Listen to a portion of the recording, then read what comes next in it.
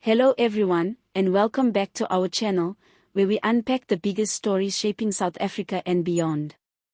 Today, we're diving into a powerful and emotional plea coming from an unexpected but deeply respected corner of society, South Africa's churches. Religious leaders from across the country are calling on President Cyril Ramaphosa to take decisive, uncompromising action against the growing corruption crisis that continues to plague the nation. This isn't just another political headline, this is a moral reckoning that touches every South African. A powerful statement was recently issued by the South African Council of Churches, also known as the SACC, urging the government to act boldly and urgently in the face of what they describe as a betrayal of the nation's moral fabric. The statement paints a stark picture: corruption is not only draining state coffers, but it's also robbing the poor, eroding public trust, and threatening the very foundation of South Africa's democracy. Reverend Mpumlwana, the General Secretary of the SACC, didn't mince his words. He emphasized that while churches are not political institutions, they remain moral authorities in society. According to Mpumlwana, when those in power fail to lead with integrity, it becomes the responsibility of religious communities to raise their voices. He spoke about the impact of corruption on everyday South Africans, how poor service delivery, failing infrastructure, and mismanagement have left many congregants disillusioned and suffering. And let's be honest, these are not just abstract complaints.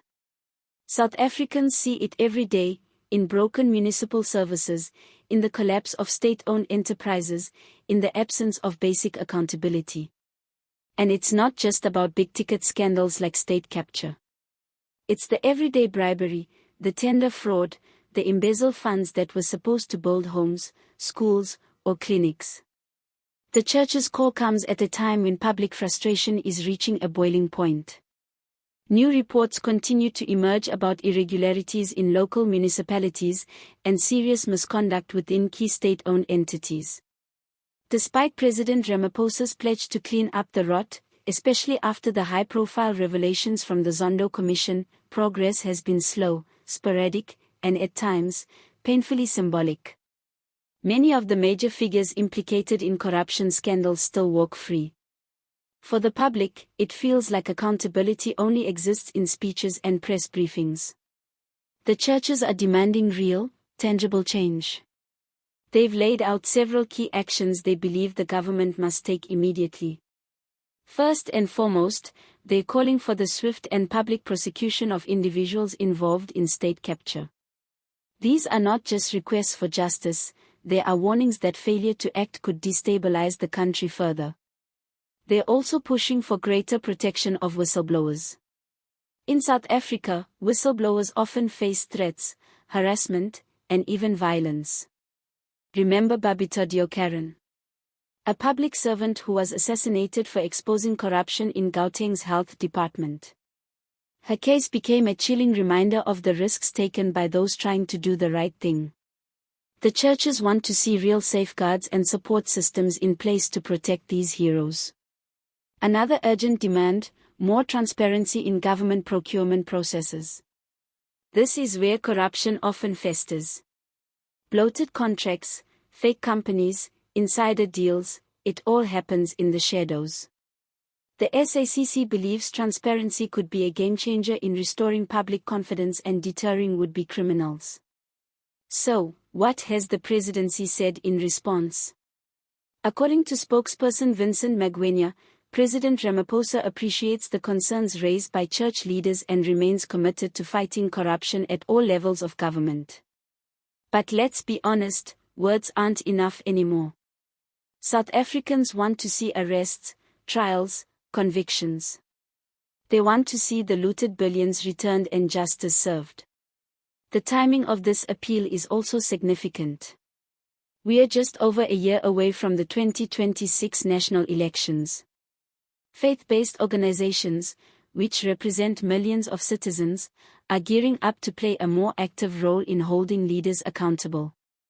Their influence in shaping public opinion cannot be underestimated.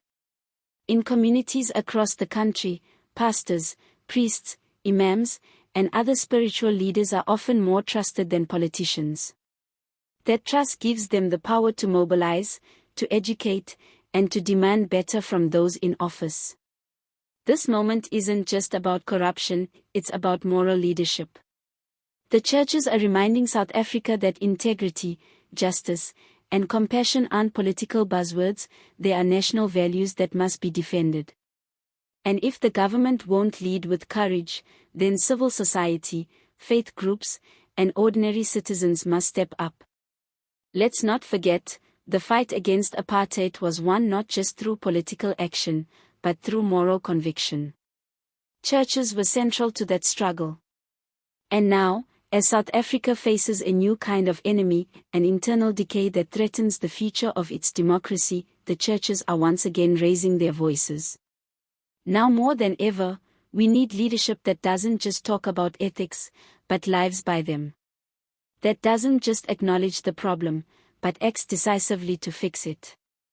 We need systems that punish corruption, not protect it. And we need a society that stands together, across race, religion, and class, to say, enough is enough. So, what do you think? Is President Ramaphosa doing enough to tackle corruption? Should religious leaders take a more active role in political accountability? And what steps do you think should be taken to protect whistleblowers and ensure justice for victims of corruption? Drop your thoughts in the comments below, we want to hear from you.